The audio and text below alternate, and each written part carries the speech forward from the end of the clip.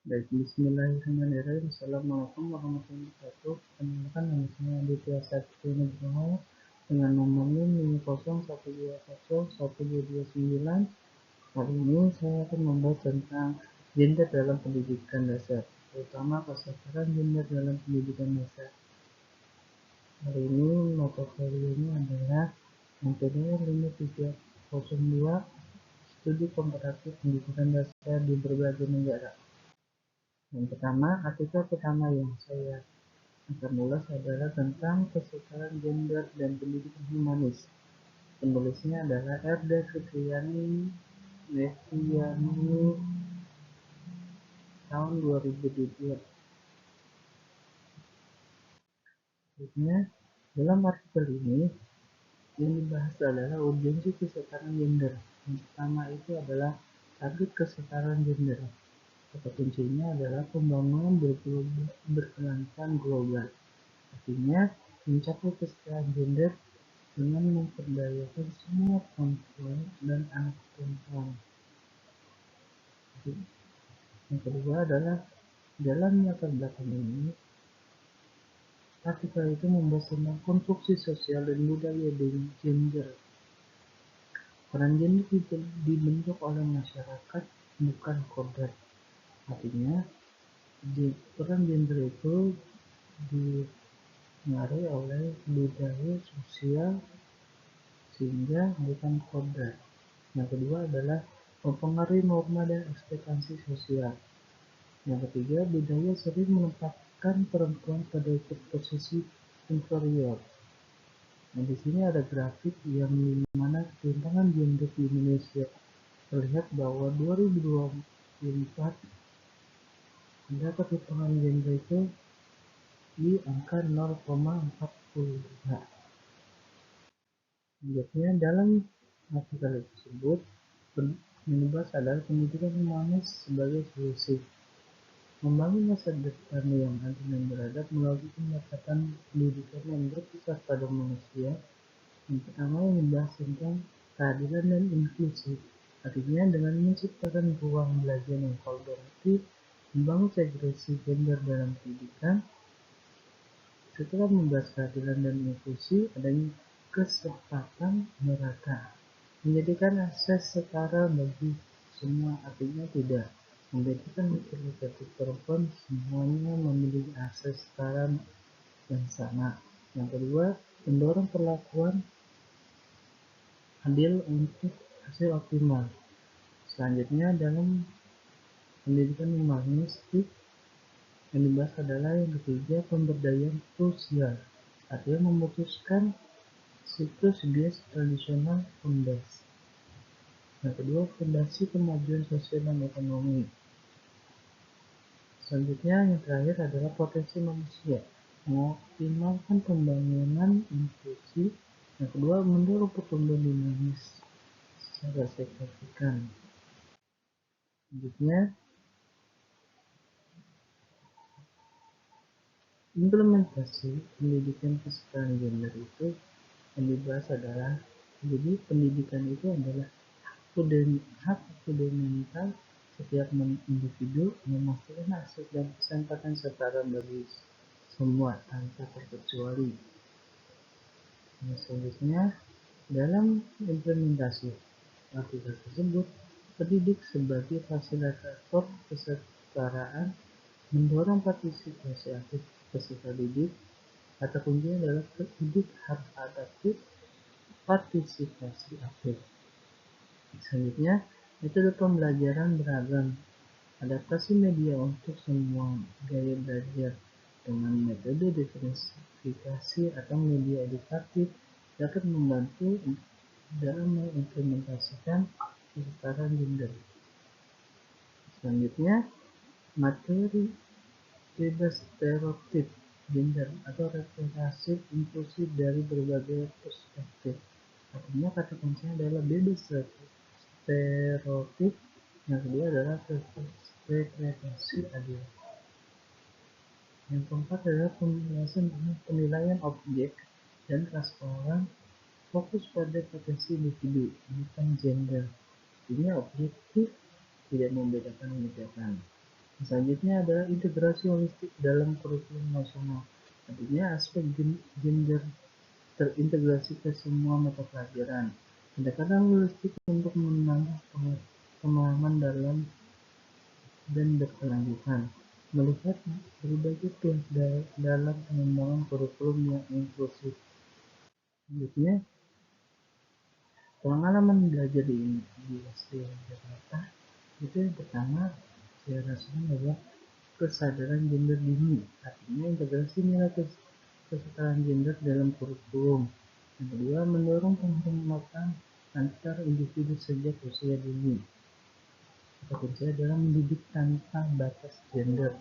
Yang selanjutnya, pendidikan inklusif memastikan, artinya saya tujuh pertama belajar anak laki-laki kita perempuan, setiap anak berhak berkembang sesuai dengan potensinya masing-masing. Selanjutnya, pengalaman yang ketiga adalah bebaskan minat dan bakat, artinya eksplorasi minat tanpa batas gender tradisional. Yang kedua, program yang mendukung potensi untuk setiap mahasiswa, potensi unik tanpa batasan. Yang selanjutnya adalah evaluasi dan role model. Artinya di sini penilaian berbasis kinerja bukan asumsi gender. Selanjutnya, guru sebagai teladan inspiratif yang mendukung kesetaraan. Selanjutnya adalah artikel yang kedua. Ini tentang artificial intelligence literacy in primary education and of this approach to overcoming age and gender barrier. Di penulisnya adalah Iris Heu dan Yu Hin tahun 2024. Dalam artikel itu membahas tentang literasi AI dalam pendidikan dasar. Tujuan artikel itu adalah menggarisbawahi AI sebagai kekuatan transformasi pendidikan. Yang kedua, mengatasi tantangan sebagai bias algoritmik dan kesenjangan digital. Yang ketiga, mempersiapkan siswa menghadapi dunia AI terintegrasi dengan percaya diri. Nah, definisi dan kerangka AI literasi itu adalah pengetahuan dan keterampilan untuk memahami, mengevaluasi, dan menggunakan sistem AI secara kritis dan etis. Selanjutnya, 6 big ide dalam kurikulum AI. Di sini yang pertama adalah perspektif, yang kedua replikasi dan pengenalan pembelajaran, yang ketiga ada interaksi manusia atau AI, dan sosial atau NP, yang terakhir ada etika AI. Yang terakhir tentang pendekatan transdisipliner berbasis seni, artinya mengintegrasikan AI dengan seni untuk merangsang kreativitas berpikir kritis dan pemecahan masalah secara holistik.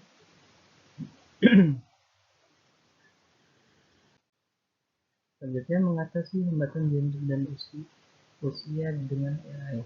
Artinya di sini inklusi gender dan usia dalam pembelajaran AI itu harus berkesinambungan. Selanjutnya, metodologi campuran dan tambahan fungsi. Artinya dalam artikel ini temukan desain eksperimen antara kombinasi metode kuantitatif dan kualitatif. Analisis dasarnya adalah identifikasi bias gender dan usia dalam AI. Dampak positifnya adalah peningkatan partisipasi dan pemahaman AI. Selanjutnya dalam jurnal ini adalah pengembangan AI thinking melalui seni.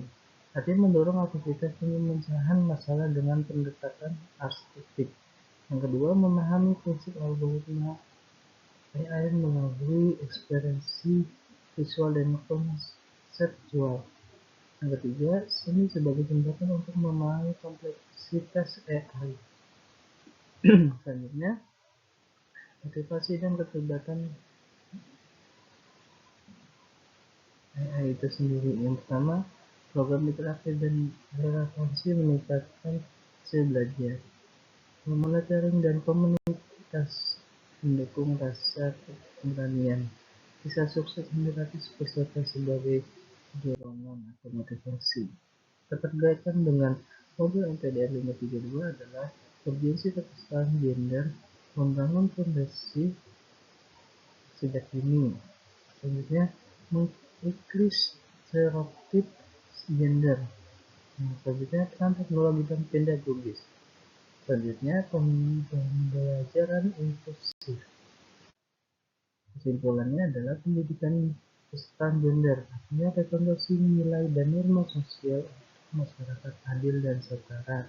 Selanjutnya, kontribusi komprehensif, meningkatkan partisipasi dan inovasi di ekonomi, politik, dan budaya.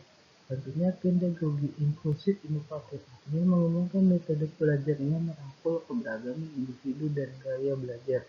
Selanjutnya, edukasi berkeadilan, artinya menjamin akses dan kesempatan yang sama bagi setiap peserta didik. Artinya, pendidikan adalah jembatan untuk kesetaraan melalui pendekatan inklusif yang berkembang membangun masa depan yang lebih baik untuk semuanya. Terima kasih. Demikian pembahasan tentang gender dalam pendidikan dasar. Mohon maaf. Wassalamualaikum warahmatullahi wabarakatuh.